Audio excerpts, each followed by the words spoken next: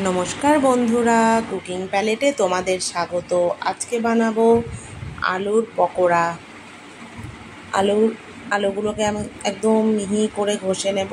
তো চলো বন্ধুরা, এই যে আলুগুলোকে এইভাবে ঘষে নিয়েছি। আমি নিয়েছি বড় বড় 3টে আলু নিয়েছিলাম। এবার আলুটাকে ভালো করে ধুয়ে নেব, সাদা সাদা জলগুলো যাতে না থাকে সুন্দর করে ধুয়ে নেব। আলুটাকে ভালো করে ধুয়ে নিয়েছি। এবার এর মধ্যে আমি দিয়ে দিলাম স্বাদ মতো নুন, দিয়ে দেব সামান্য একটু চিনি, না দিলেও কোনো ব্যাপার না চিনিটা, আর দিয়ে দিলাম একটু পরিমাণ মতো হলুদ, একটু কালো জিরে, এবার একটু লঙ্কার চিড়ে দিয়ে কুচি করে দিয়েছি, আর একটু লঙ্কা বেটে দিয়েছি। আর আমি এটা আজকে বেসন দিয়ে ভাজবো না, আমি এটা ময়দা দিয়ে মেখে রেখেছি।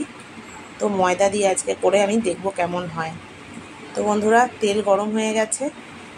আমি এবার আলুর পকোড়াগুলোকে এভাবে ছেড়ে দিয়েছি, আর এপিট ওপিট করে ভেজেও নিয়েছি, তুলে নেব। এবার ভাজা হয়ে গেছে। তো বন্ধুরা, খেতে খুব মচমচে হয়েছিল, ভালো হয়েছিল। তো নামিয়েও নিয়েছি। এই যে, ভালো থেকো, সুস্থ থেকো। নমস্কার বন্ধুরা।